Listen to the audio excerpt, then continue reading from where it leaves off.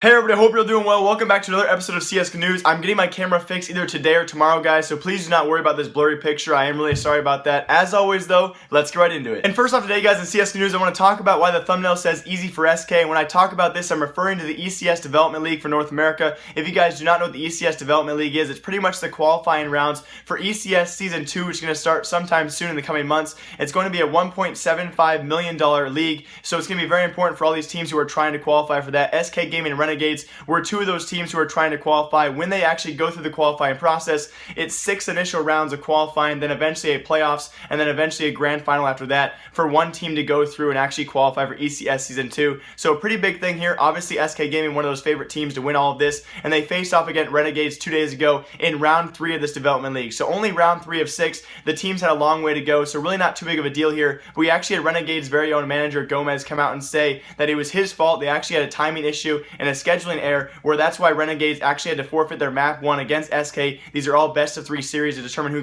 goes on. And why it's very curious here is they actually showed up for map 2. They lost that to SK as well. And unfortunately for Renegades, because if you guys remember this Renegades roster, after they were taken over 3 weeks ago by Jonas Jerebko, the Celtics player, you know, this newly formed organization under a very new owner, their first game back was against SK Gaming. They had two series against them in the ESL Pro League, and they actually swept SK, beat them on back-to-back maps. So a lot of people were trying to think, okay, it's going to be a really close match. They're going to reconvene. Probably SK is still a favorite. Maybe they fluked last time. So it's very unfortunate that Renegades could not make that map 1 and potentially have a best of 3 series go to map 3 against here. But also really cool that Gomez came out. You have a really uncommon error here where teams often when they miss events, they don't say why they're missing events. So very cool that Gomez came out and said that, but also very curious as well, guys, because in round 4 of the ECS Development League, the next round as well, we had SK Gaming in round 3 against Renegades get that partial forfeit win, but also Team Prospects, the team they play in round 4, is also forfeited, and of course their team has not come out as to why they're missing the tournament as of right now. So an easy pass through round 3 and round 4 for SK Gaming as they continue on throughout this ECS Development League, which I will be following very closely for all of you guys. Another league of many leagues we have this upcoming year that are going to be very exciting to watch. And if any of you guys are wondering, for ECS Season 2, they take out the bottom 2 people from last season, which is Team Caliber and Team Echo Fox.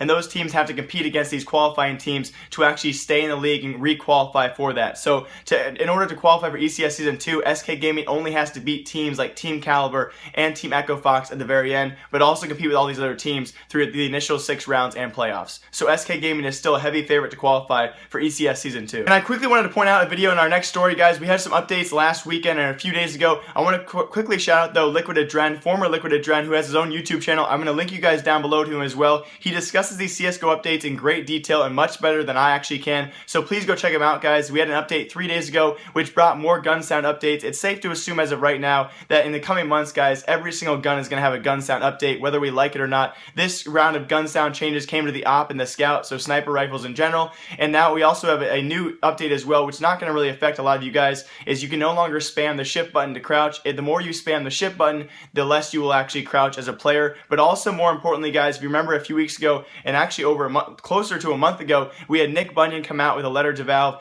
about trying to fix hitboxes, but also the anti-cheating system and also the back ban system. So big shouts to Nick Bunyan. If you guys have not realized in these past few weeks, ever since his letter to Valve, in this big update, they actually partially fixed that hitbox update, which a lot of you guys saw that at Reddit post where hits were not triggering in very obvious situations. Ever since Nick Bunyan's letter to Valve, which got over 100,000 signatures over there, they have tried their best, and Valve has actually responded not only by trying to solve this hitbox issue, but also with the huge backban wave we saw a couple weeks ago. So a lot of people have not noticed this, but Valve has really responded here in these past few weeks with not only hitboxes, but also the huge backban wave that happened a couple days ago. Over 10,000 accounts banned there from cheating systems. So really cool to see Valve responding to Nick Bunyan. So shouts to him to actually getting that out there. And again, obviously having a lot of demand over there, because a lot of people have thought the same thing he was. But also some more important updates, guys. I will direct you down to a Dren's video to discuss this one. Some important updates coming to Molotovs and to Smokes and how they interact with one another. So please go check out Adren, guys. He has discussed these updates in grave detail, and again, a lot better than I can. And in very exciting news for all you North American fans out there, we have the North American qualifiers continuing to go on for the ESL New York after Astralis took the 7th ESL New York spot just a couple weeks ago, and we have the final and 8th spot left for that tournament. It's going to be a $250,000 prize pool coming up in October in the next few weeks. So it's going to be very exciting, guys, which will have OpTic Gaming who have the chance to compete for that title for after an amazing series. If you guys saw this last night, an absolutely amazing series against Immortals. In a best of 3, it went to map 3, which included an insane OpTic comeback on Train, also a game-changing team kill by very own Immortals player Zeus, which could have changed the game. We're not really sure, obviously, but it also went down to round 30 on map 3, ending up with an OpTic's favor 16-14. Again, some of the best CSGO gameplay I've seen has been these past few weekends at Starladder, at DreamHack Bucharest, at the iBuyHer Invitational. It's been some amazing CSGO, and this stuff was so exciting to watch and so amazing. So obviously, we have the other side of this, guys. The North American qualifiers are still going on. OpTic will be in that championship spot. They will face off against the winner of 2 matches, the first of which will be Cloud9 versus CLG. The winner of that matchup will go on to face against TSM, and the winner of that matchup will go on to face OpTic in the championship, and they will fight for that final 8th spot for ESL New York, which is going to be amazing to see. Obviously, Cloud9 is going to be a favorite against CLG and TSM, but against OpTic right now, the 2 best North American teams, obviously minus Immortals, minus SK Gaming,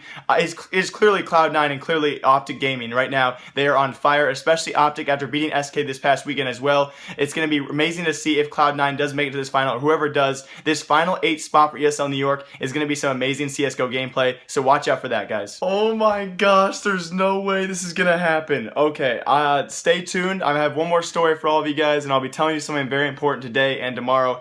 But next story is CSGO Blacklist. So I've been working for the past week or so, guys, on a universal blacklist for CSGO gambling sites. Pretty much just a list of sites that you guys should be wary of if you do choose to gamble, and probably sites you should not be visiting, especially if you're a high-level gambler. What I mean by this, guys, if you're going to be gambling a high number of skins or a high-level amount of skins, I wouldn't trust many websites out there. And again, you must be 21 years or older, or you're putting all your skins at risk, because all these websites, if you're not 21 and you're not from a location they accept bets from, they can at any time revoke all your skins, and really with no punishment whatsoever. So first off, guys, another trend, I'm going to list this on the screen. I'm also going to work on a document for all of you that I will tweet out regularly, probably once every 2 weeks or so for all of you guys, and I want to try and keep it updated with lists of websites that are continually scamming people, and you guys should not trust those. But if you guys want like a little few tips here from a gambler who doesn't gamble too much, but I'm not a dumb gambler either, these websites have a lot of things in common. The first of which is there are either probably at least 50% of these websites are relatively brand new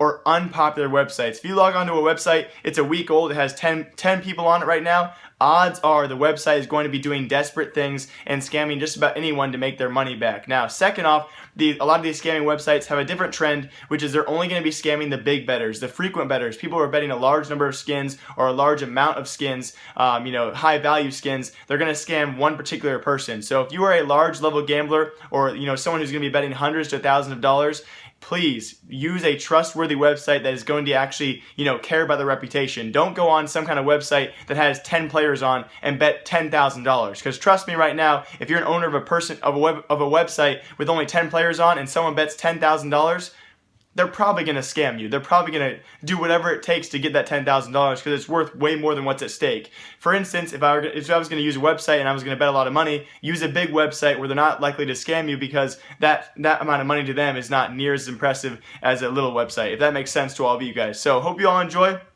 If you guys also want to comment down below some other CSGO websites, if you guys want to DM me on Twitter as well, my DMs are always open. Give me some more websites, guys, and also proof of this website actually scamming you, and I'll add them to the blacklist just like that. This is much better than me actually having to do individual stories for every single website out there. So please feel free to send me your evidence, guys. And now a big story for all of you guys about my personal life, but CSGO news is over as of right now. So this morning, during one of my classes, yes, I was texting during class, which I would not recommend to do, especially to all of you high schoolers out there. I decided to ask and tweet out at ESL Counter-Strike. If you guys don't know, we have ESL New York happening in less than 2 weeks. It's going to be October 1st and 2nd that weekend. It's going to be a $250,000 tournament, and I really all of a sudden in class, I wanted to go to the event. I thought it'd be really cool to meet up with a lot of you guys and see a lot of you, and also bring back vlogs. If you guys don't know, the main inspiration for this was Cloud9's Nothing. He takes his vlog camera to every tournament they go to, including Starladder and Northern Arena, and his vlogs are so entertaining to watch because he's so outgoing, and you get to see perspectives that no one else shows. And I would love to bring back a vlog series to promote ESL New York, or when I was there at least, and possibly go to more future events. So I just wanted to reach out to them and have the chance at possibly going. Now, what that would all entail is, well, there's a common myth on my channel that people think that I make a bunch of money. And I don't want to talk about YouTube money because people hate about it, but I really want to be transparent with all of you guys, just be open. I don't make a bunch of money off YouTube. Last month I made $260 off YouTube. Now again, that's a large sum of money, but it's not even enough for the plane ticket for ESL New York would be a round trip ticket. So just to put that in perspective, guys, that's a month worth of videos, not even enough for the plane ticket for this. So for those of you who think I'm making thousands and thousands of dollars, you're wrong. I have a terrible network. We'll talk about that sometime else. But I wanted to reach out to ESL and say, hey, if you want to by chance offer me this is a miracle, guys. I don't think it's even gonna happen. It's probably not even an option, to be honest. If you want to fly me out and give me a room at the hotel for 2 days, and I will promote you on my channel, and I'll vlog there, and give ESL some good reps on my channel, and just try and get as many of my viewers to go as possible. I would love to do that. I love the experience, because I'm sure a lot of you guys are already going in the first place. So I've reached out to them. They tweeted back at me. They have not offered anything. They're kind of just playfully tweeting back at me as of right now, but I want you all to know it's a very big possibility that I could be going to ESL New York. I'll be missing some pretty big events though if I do go that weekend. And again, this is very tentative, guys. Probably not going to happen, but I'll be talking to you guys about this all week long and giving you updates. So hopefully it does happen. I can't tell you if it's going to though. As always, live, love, laugh a lot though. Hope you all enjoyed this episode of CSGO News. I hopefully see you guys tomorrow or in a couple days with another episode. Until then, remember, I like you. I'll see you guys next time. Goodbye.